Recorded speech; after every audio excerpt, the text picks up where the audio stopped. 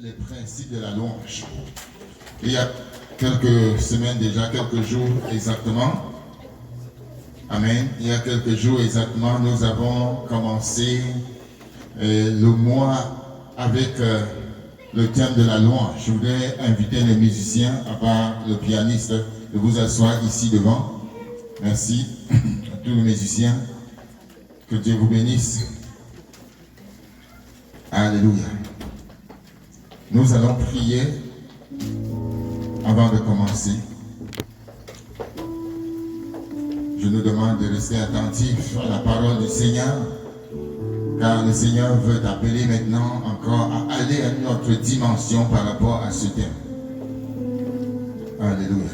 Seigneur, nous sommes reconnaissants pour le privilège et la grâce d'être devant toi pour écouter ta voix. Nous prions que, Seigneur, ta paix qui surpasse toute intelligence garde nos cœurs et nos pensées en Jésus. Seigneur, je prie qu'au-delà de ma voix, que ce soit ta voix qui soit entendue pour interpeller chacun, Seigneur, à son appel et à sa mission sur cette terre. Merci d'être là. Merci d'être notre Père. Et merci de nous parler. Nous sommes à ton écoute, Seigneur. Au nom de Jésus-Christ. Amen. Alléluia. Amen. Avant que tu ne commences, j'aimerais que tu salues ton voisin avec un sourire évangélique.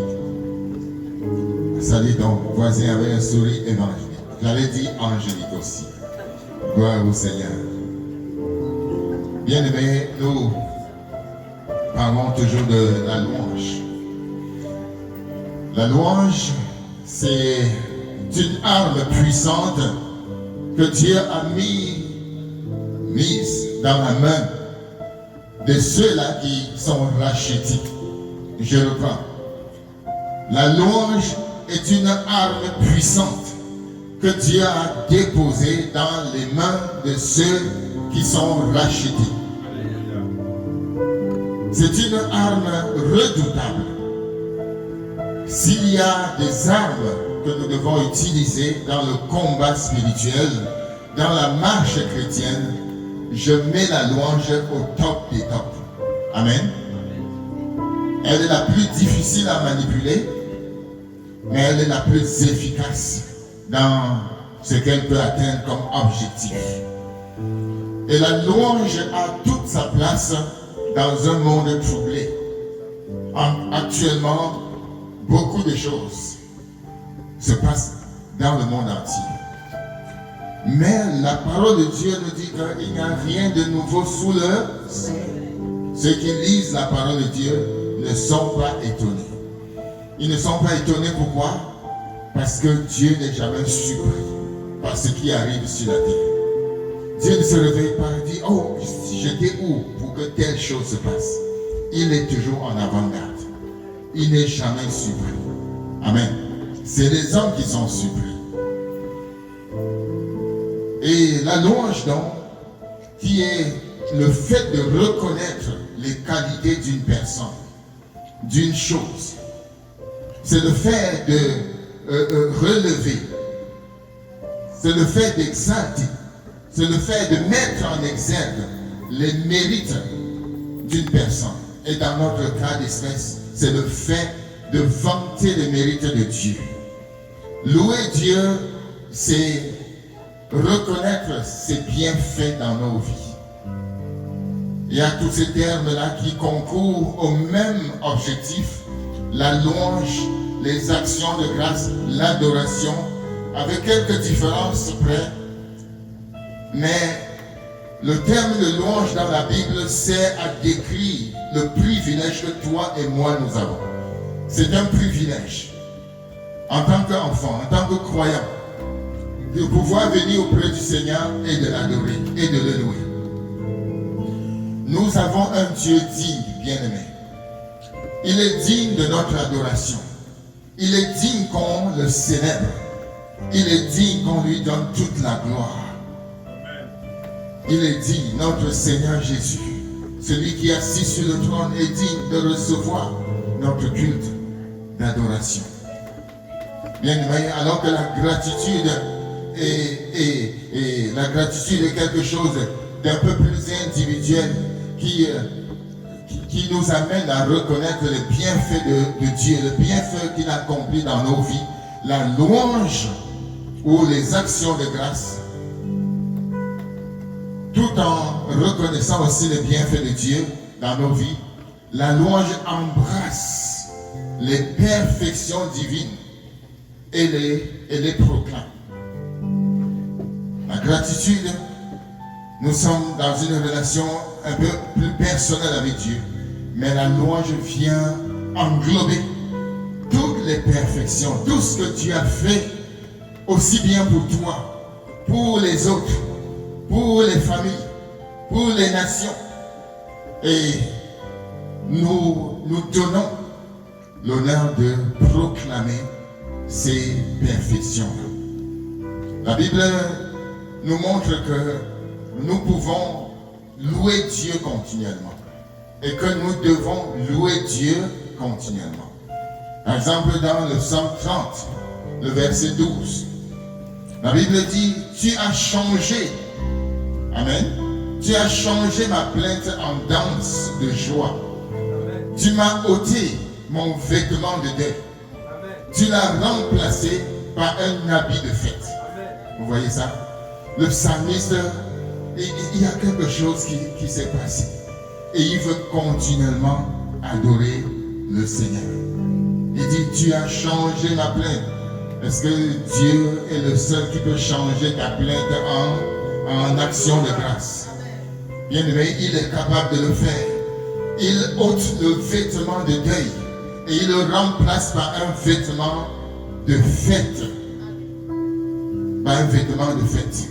Le psaume 35, notamment le verset 18, nous dit, je te louerai devant ton peuple réuni. C'est ce que nous venons de faire. Amen. Devant cette grande foule, je t'acclamerai. Devant cette grande foule, je t'acclamerai. Mais il continue au verset 28. Moi-même, je suis dans la version parole de vie. Amen. Moi-même, je célébrerai ta fidélité et te louerai tous les jours. Je dis ici que la louange peut être une action continue. Amen. Première chose, une action continue. Je louerai ton nom, ta fidélité tous les jours. Alléluia. Tous les jours. La louange peut être continue, mais la louange peut aussi être générale. Elle est générale dans le sens qu'elle associe tout le monde. Elle associe tout le monde. Dieu qui seul en est digne, l'est toujours. Il est toujours digne. Et toutes les nations, quelle qu'en soit leur distance, toutes les nations sont appelées, qu'elles soient chrétiennes ou non. Dieu ne mentionne pas ça. Il appelle simplement toutes les nations à le célébrer, à lui rendre gloire. Vous connaissez, n'est-ce pas? À le célébrer. Habitants, vous tous habitants de la terre. Célébrez l'Éternel, vous tous habitants de la terre. Donc Dieu ne distingue pas les gens qui doivent le louer. Les arbres doivent louer Dieu. Les montagnes doivent louer Dieu. Les oiseaux dans les cieux, tout ce qui pullule dans les eaux doivent louer Dieu. Il dit dans le psaume 48, le psalmiste dit ceci, tu es célèbre jusqu'au bout du monde. Amen. Dieu est célèbre jusqu'au bout du monde. Est-ce qu'on est ensemble? Jusqu'au bout du monde aussi, on te louera. Jusqu'au bout du monde aussi, on te louera. Je suis toujours en train d'introduire, avant d'entrer dans les principes de la loi. Ta main droite est remplie de bienfaits. Waouh! La main droite de Dieu est remplie. Non, moi je suis gaucher. Mais la main droite de Dieu est remplie de bienfaits. Et la Bible dit qu'il ouvre sa main et il rassasie à souhait ceux qui ont faim. Quel bon Dieu. Le Psaume 62 nous dit, vous qui êtes là, amen, fiez-vous toujours en lui. Confiez-lui ce qui vous préoccupe. Dieu est pour nous un refuge. Dieu est pour toi, bien-aimé, un refuge dans un monde insécure. Le psaume 69, verset 31 nous dit: par mon chant, je t'acclamerai. Bien-aimé, ce sont des engagements très forts. Le psalmiste s'engage à louer Dieu. Parce que louer Dieu n'est pas quelque chose de facile. Et dit: par mon chant, je t'acclamerai. Dans mes louanges, je dirai ta grandeur. Amen. Je dirai ta grandeur. Décision. Donc la louange doit être quelque chose de général, quelque chose que nous décidons aussi à faire. Le psaume 71 dit ceci, verset 14. Psaume 111, verset 14. Moi, j'espère toujours, je te louerai encore et encore. Amen. Moi, j'espère toujours, je te louerai encore et encore. Quelqu'un peut dire avec moi: moi, j'espère toujours, je te louerai encore et encore. Amen. La louange est l'antidote des plaintes. La louange est l'antidote des murmures. La louange est l'antidote de l'inquiétude. Ne vous inquiétez de rien. Mais si tu ne remplaces pas l'inquiétude par la louange, l'inquiétude va prendre le dessus. Parce que la nature a horreur du vide. Il faut que ton cœur soit rempli de la louange. Il dit au verset 22 du même psaume 71: et moi, je te louerai au son de ma harpe. Mon Dieu, je chanterai ta fidélité. Je te célébrerai aux accords de la lyre. L'unique vrai Dieu, le Dieu d'Israël. Quelqu'un dit Amen. Amen. Bien-aimé, la louange est enfin éternelle. C'est quelque chose qui commence ici, mais qui va aller jusque dans l'éternité. Tous ceux qui ont connu le Seigneur et qui vont persévérer jusqu'à la fin, qui vont entrer dans le sein d'Abraham, qui vont entrer dans la vie éternelle, vont continuer à célébrer l'éternel. Parce que l'éternel est l'éternel. Amen. Et parmi les réalités impérissables dont nous avons la promesse, se trouve la louange remplissant les cieux. On dit: les cieux des cieux sont remplis de la gloire de Dieu. Quand toutes choses seront nouvelles, nous verrons également la louange qui remplit toute la terre. La gloire du Seigneur.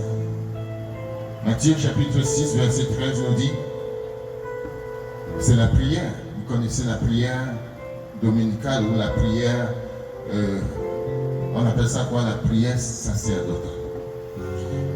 Et ne nous expose pas à la tentation, mais délivre-nous du mauvais. Car c'est à toi qu'appartiennent le règne, la puissance et la gloire pour toujours. Amen. D'autres versions disent au siècle des siècles. Donc, la louange, c'est quelque chose d'éternel qui va continuer.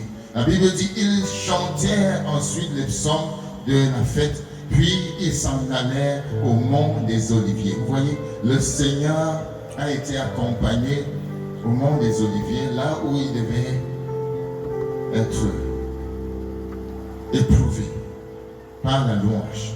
On dit, ils chantèrent ensuite les psaumes de la fête, puis ils s'en allèrent au mont des Oliviers.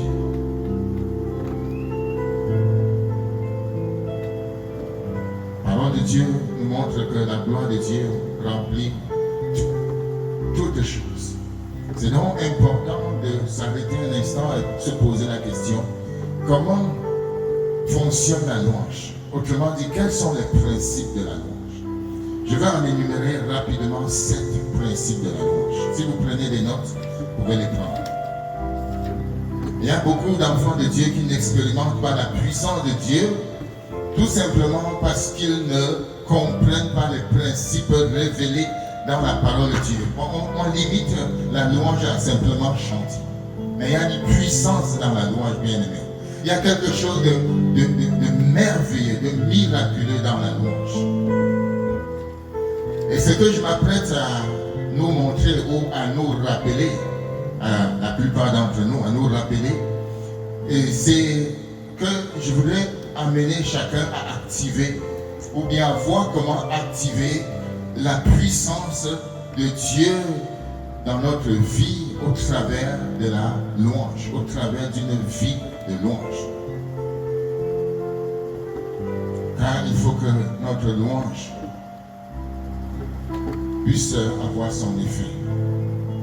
Avant de commencer, je voudrais souligner que la louange doit être donnée à Dieu et à Dieu seul. Amen. Nous devons, n'est-ce pas, nous entendre sur ce principe. La louange doit d'abord et en tout lieu honorer notre Dieu.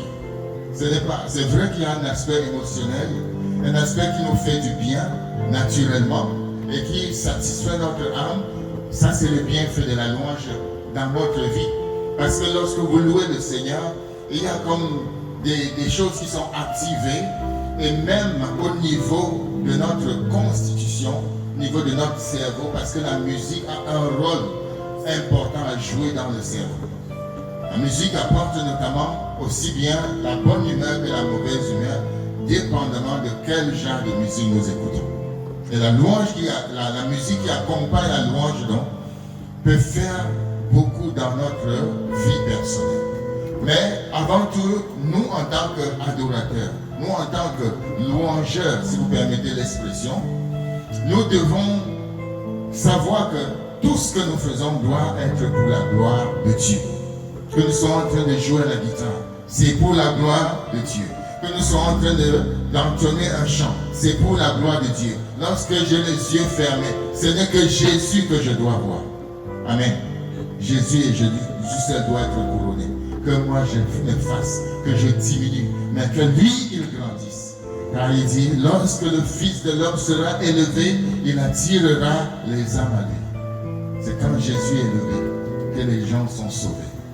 Amen. La louange, premièrement, premier principe, la louange provoque la présence de Dieu. Amen. Premier principe, la louange provoque la présence de Dieu. Est-ce que vous comprenez le mot provoquer?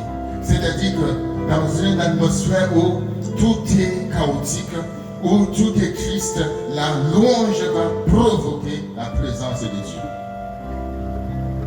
Autrement dit, la louange amène la présence de Dieu, la gloire de Dieu, ce qu'on appelle en hébreu la kabouf, la shekinah en grec, la shekinah de Dieu, la présence de Dieu. Une louange sincère et dévouée fait descendre la présence de Dieu bien-aimé. Le psalmiste pouvait dire, pourtant tu es le Saint, tu sièges au milieu des louanges d'Israël. Tu es le Saint, pourtant tu es le Saint, tu sièges au milieu des louanges d'Israël. Bien-aimé, la louange amène la présence de Dieu. Et ce que nous désirons avant toute chose dans nos vies, c'est de savoir que Dieu est là, la présence, que Jéhovah Shammah est là, le Dieu qui est là. Nous voulons le voir quotidiennement. Amen. J'espère que c'est tout notre désir, chacun personnellement, à savoir que lorsqu'il marche là, Dieu l'accompagne. La louange est la demeure naturelle de Dieu.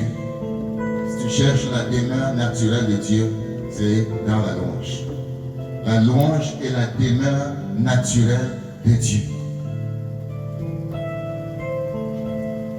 Quelle est la demeure naturelle de l'écureuil? Je vous pose la question.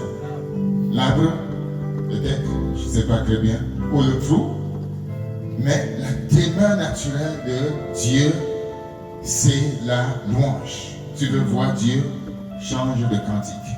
Tu veux voir Dieu, commence à le louer sincèrement, systématiquement, intentionnellement et joyeusement.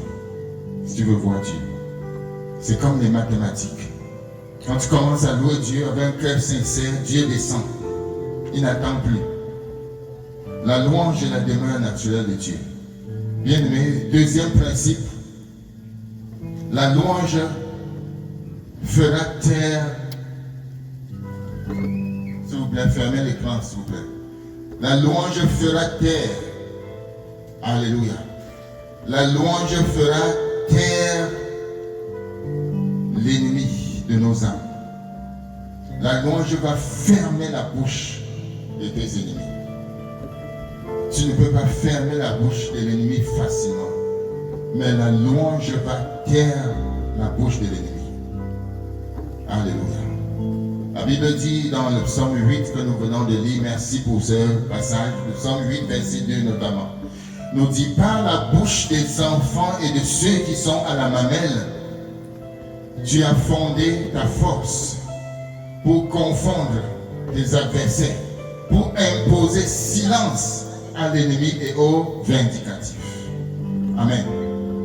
Vous voyez, ce passage, bien-aimé, est important, très important, si bien que le Seigneur Jésus l'a même cité lui-même. Et en citant, il a remplacé le mot force par le mot louange.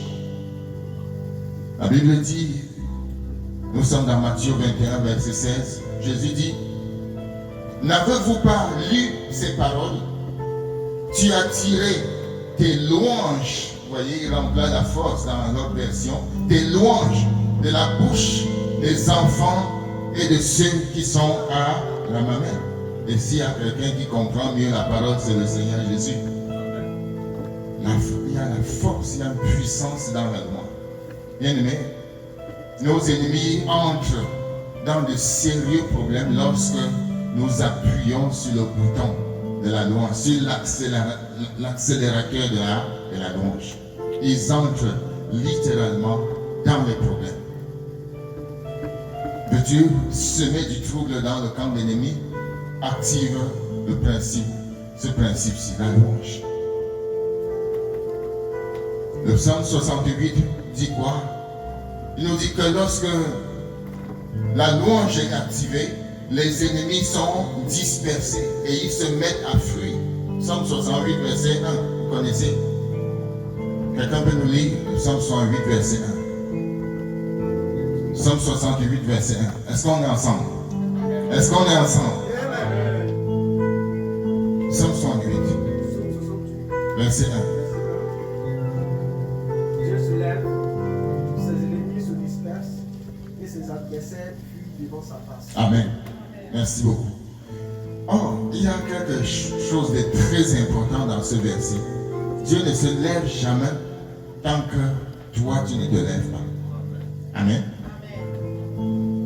Dieu, lui, est-ce qu'il a besoin de combattre un ennemi? Non. Dieu ne lutte pas avec quelqu'un pour qui veut chercher sa place. Il avait déjà précipité l'autre, n'est-ce pas?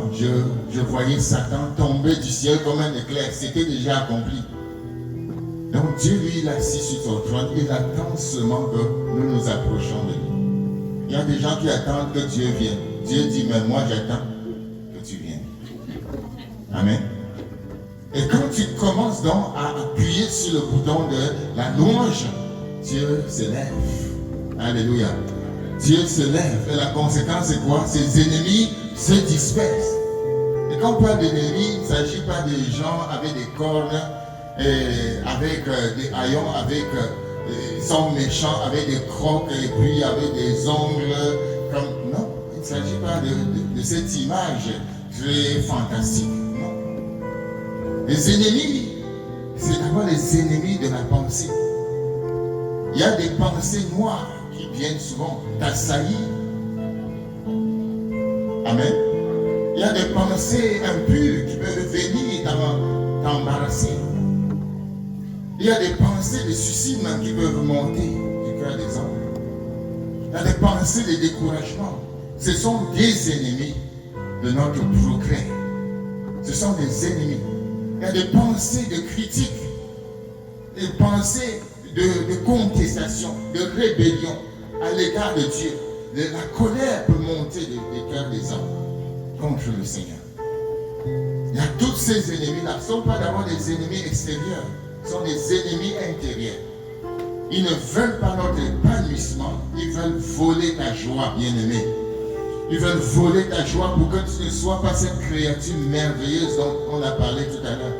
je reconnais que je suis une créature merveilleuse. Mon âme le connaît bien. C'est le psalmiste qui l'a dit. Et quand tu n'es pas dans la louange, ces envahisseurs-là vont venir. Parce que tu es dans une situation peut-être difficile, tu commences à penser. Tu dis, oh, personne ne m'aime sur la terre. Personne ne m'aime sur la terre. Tu commences à confesser cela. L'ennemi dit, ah oui, voici un candidat. Amen. Voici un candidat. Après tu dis, mais oh, je ne suis même bon à rien. C'est sûr que vraiment je ne vais même pas réussir. Et l'ennemi vient dire, voici un candidat. Mais si au contraire, tu utilises ta bouche pour confesser la parole de Dieu sur toi, c'est une action de grâce. C'est la louange. Et Dieu dit, mais voici quelqu'un dans qui je vais habiter. Amen. Souvenez-vous de ce que l'apôtre Paul a dit. Vous êtes le temple du Saint-Esprit. Vous êtes de Dieu. Amen. Donc nous devons utiliser la louange et l'adoration aussi pendant la délivrance. Pendant la délivrance, utilisons la louange et l'adoration. L'ennemi, les démons n'aiment pas la présence de la louange. Les démons n'aiment pas l'atmosphère de la louange. Quand la louange est là, saturant votre maison, bien aimé, c'est les anges qui viennent. Alléluia. C'est les anges qui viennent. Et votre maison est bénie. Votre maison est saturée. Troisième principe, bien aimé, la prière associée à la louange nous conduit dans la présence de Dieu. La prière qui découle d'un cœur reconnaissant nous conduit dans la présence de Dieu. La Bible dit, entrez dans ses parvis avec des louanges, dans ses parvis avec des cantiques, célébrez-le, bénissez-le. Et nous avons parlé tout à l'heure du tabernacle et des 3 compartiments du tabernacle. Quelqu'un peut me poser la question, mais où se trouve la véritable louange dans le tabernacle? La Bible dit ici, entrez dans ses parvis avec des louanges. Dans ses parvis avec des cantiques, célébrez-le, bénissez son nom. Ça, c'est la première étape. On a seulement dit d'entrer. Amen. Mais la véritable louange nous conduit dans le lieu saint. Amen. Dans le lieu saint, où nous devons continuer à célébrer le Seigneur.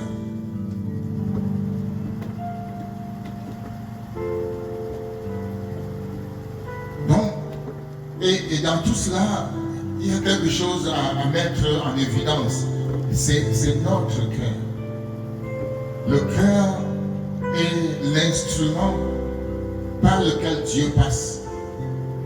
Et quand nous louons Dieu, Dieu veut que notre cœur soit totalement à lui. C'est le cœur qui est le point de mire du Seigneur. C'est-à-dire, pendant que nous louons Dieu, Dieu n'observe pas notre bouche. Ou bien n'écoute pas seulement nos cantiques. Il voit notre cœur. Et quand nos cœurs sont tournés à lui, la louange lui est agréable.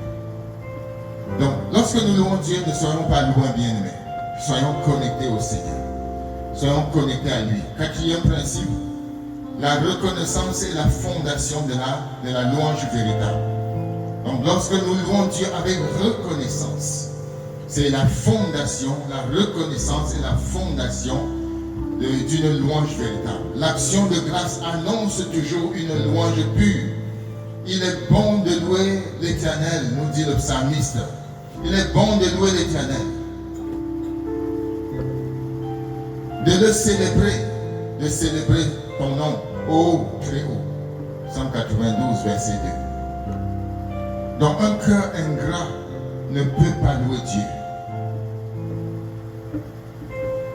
Un cœur ingrat ne peut pas louer Dieu.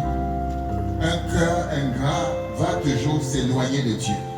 Mais un cœur qui ressasse les bienfaits de l'Éternel, un cœur qui reconnaît les bienfaits de l'Éternel, quelque chose de particulier va se passer et il aura des témoignages à adresser à Dieu.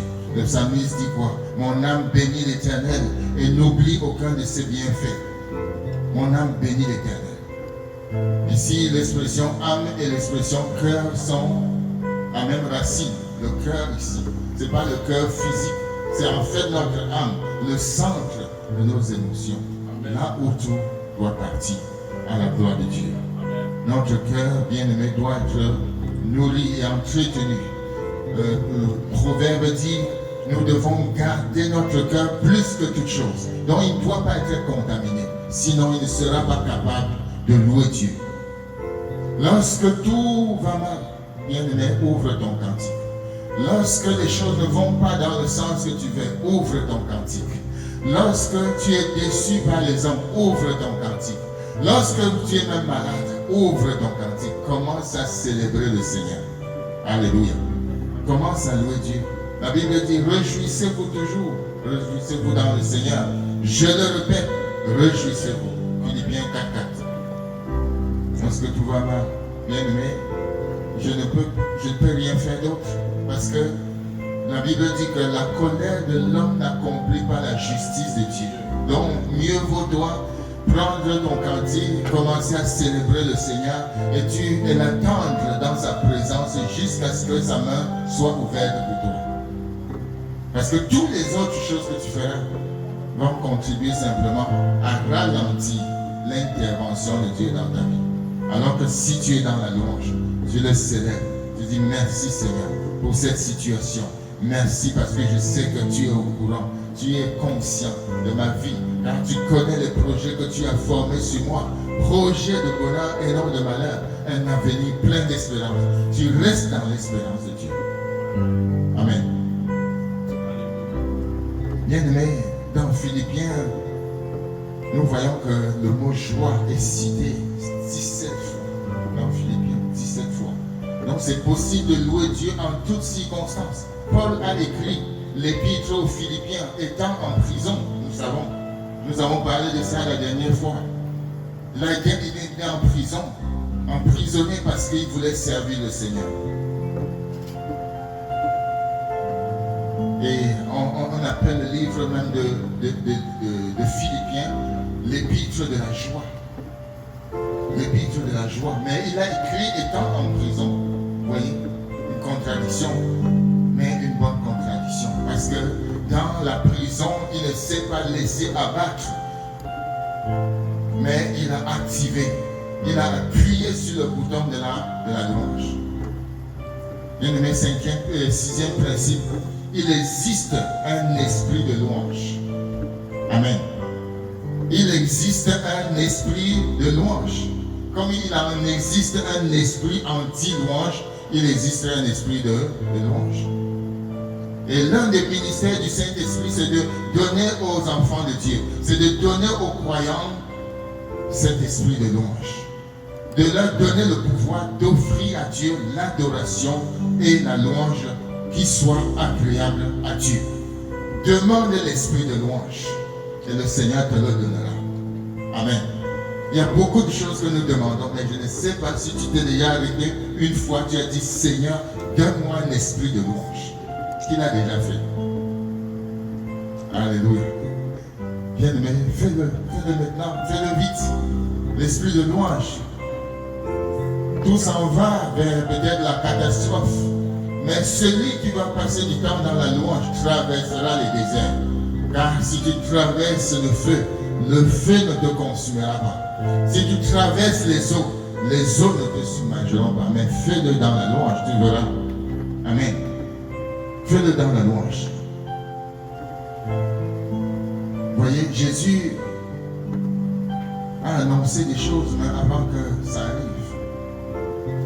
Il dit le Saint-Esprit, lorsqu'il viendra, il fera comment?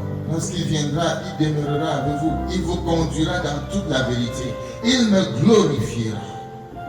Il me glorifiera. Le Saint-Esprit va répandre la louange sur toute personne qui veut louer le Seigneur, qui veut l'adorer.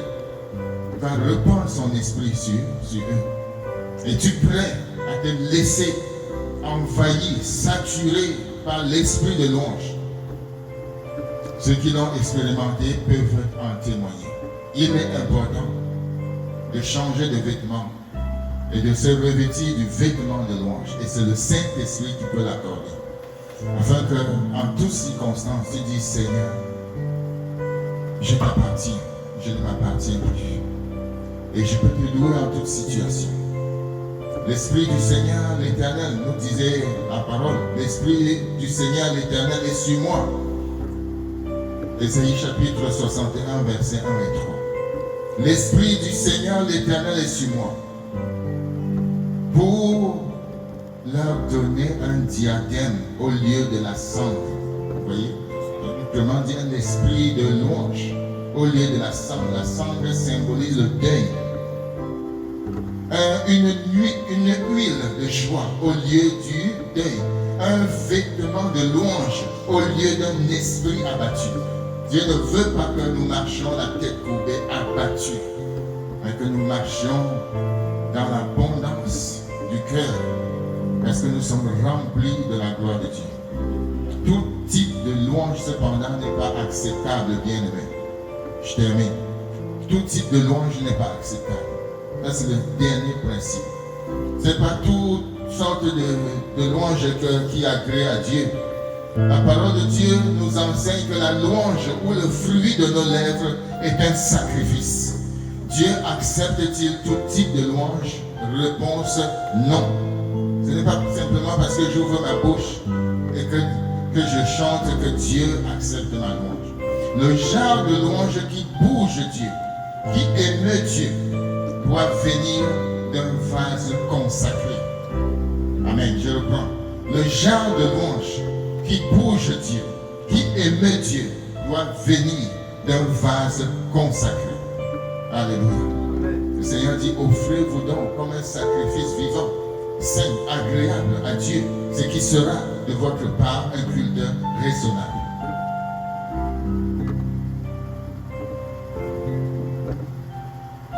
La Bible dit, le Seigneur connaît ceux qui lui appartiennent. Amen. Le Seigneur connaît ceux qui lui appartiennent. Donc ne nous en faites pas. Et quand tu te mets donc à louer le Seigneur, assure-toi que tu as une vie consacrée à lui. C'est là que je termine, bien aimé. Assure-toi que tu es dans le camp de Jésus. Sinon tu vas avoir des représailles. Il y a quelqu'un qui a essayé d'utiliser le nom dans la Bible, le nom de Jésus pour chasser les démons.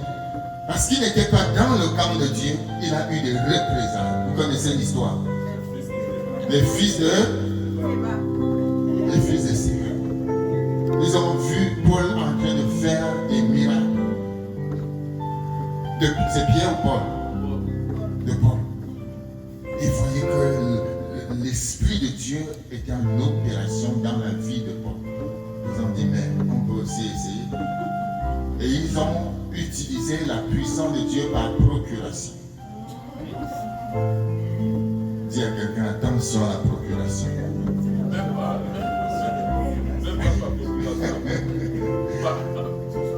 Pas usurpation. Parce que la procuration fonctionne quand même. Amen. Si je te donne une procuration pour aller m'acheter un terrain, tu vas l'acquérir, non? Et le terrain est quand même à moi. Tu es passé par procuration. Mais c'était par usurpation. Parce qu'il n'était même pas déjà dans le camp de Dieu. Il a dit, au nom du Seigneur Jésus, que Paul convoque Paul, oui, que Paul prêche.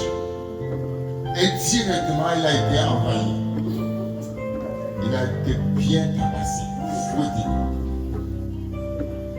Je pense que c'était une leçon pour lui, mais aussi pour nous. Nous ne pouvons pas prier dans une atmosphère de péché. Nous ne devons pas louer Dieu dans une atmosphère de péché. Nous ne devons pas louer Dieu avec un cœur partagé. Nous ne pouvons pas servir Dieu en servant un autre. la sainteté sied aux hommes droits, nous dit la parole de Dieu. Donc, les gens qui veulent faire le miracle, c'est-à-dire, ils veulent que Dieu intervienne, ils prient le Seigneur, mais en vivant dans le péché, ça ne fonctionne pas bien. Mais dis à quelqu'un, ça ne fonctionne pas. Dieu est miséricordieux, c'est vrai, mais il est saint. Avant toute chose, mets ta vie en ordre avec Dieu. Et il n'est jamais tard pour le faire. Mets ta vie en ordre avec Dieu. Et ta louange va lui convenir. Ta louange sera agréable à Dieu. La Bible dit que Dieu s'irrite en tout temps contre le méchant. Donc quand il voit quelqu'un qui le loue étant hors de lui, son front se serre, son cou gonfle. Dieu se met en colère en tout temps contre le méchant. Le méchant, celui qui ne fait pas la volonté du Seigneur, dans un sens plus poussé. Bien, mais ces temps-ci, nous avons plusieurs comédiens qui essayent d'amener le peuple de Dieu à louer. Plusieurs comédiens. Ils ne peuvent pas faire entrer le peuple de Dieu dans le lieu saint. Parce qu'on ne peut pas amener le peuple de Dieu avec des artifices humains. Amen. Mais on doit amener le peuple de Dieu avec les arts, avec la parole de Dieu. La Bible dit, exhortez-vous les uns les autres par des cantiques, des psaumes. En faisant quoi? En louant Dieu de tout cœur. Un cœur consacré à lui. Que le Seigneur nous bénisse bien aimés. Ceux qui veulent véritablement entrer dans ces moments-là, Dieu est avec eux. La Bible dit dans 2 Timothée 2, verset 22, alors que j'invite les musiciens devant, 2 Timothée 2, verset 22. Amen. Si donc quelqu'un se conserve pur, en s'abstenant de ces choses, il sera un vase d'honneur, sanctifié, utile à son maître, propre à toute bonne œuvre. Je reprends. Si donc quelqu'un se conserve pur, en s'abstenant de ces choses,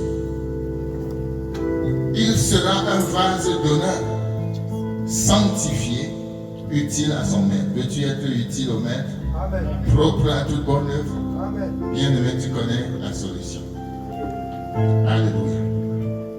Tu connais la solution. Je nous invite, alors que nous allons adorer le Seigneur pour conclure ce message, que tu t'examines un instant. Pourquoi-nous dans la prière, regarde à ta vie, tu veux véritablement voir la puissance de Dieu dans ta vie.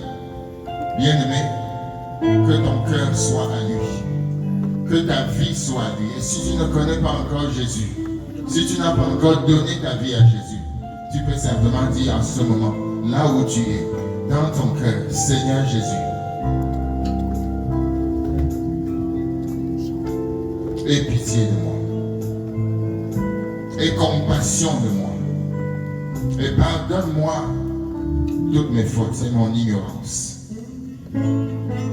Ce matin, je t'accepte dans ma vie comme mon sauveur personnel. Dis-le, déclare-le, invite Jésus dans ta vie. Demande-lui pardon pour tes péchés. Réconcilie-toi avec le Seigneur. Et redémarre une vie consacrée à lui.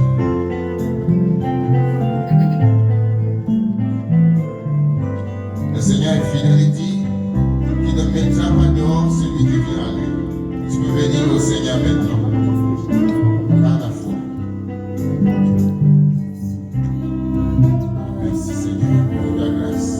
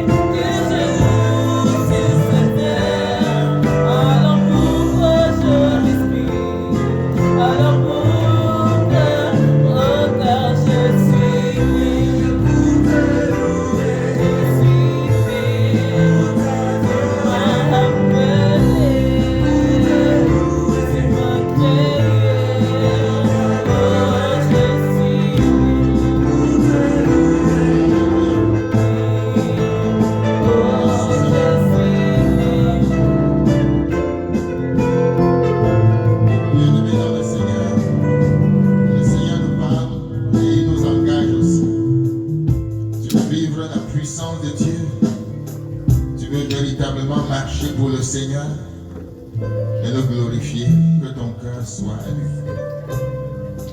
Si tu veux véritablement le faire, je veux te demander simplement de lever ta main là où tu es, sans regarder à côté, ferme tes yeux, simplement lève ta main. Nous allons prier ensemble. Si tu veux donner et te consacrer véritablement davantage au Seigneur, juste lever ta main.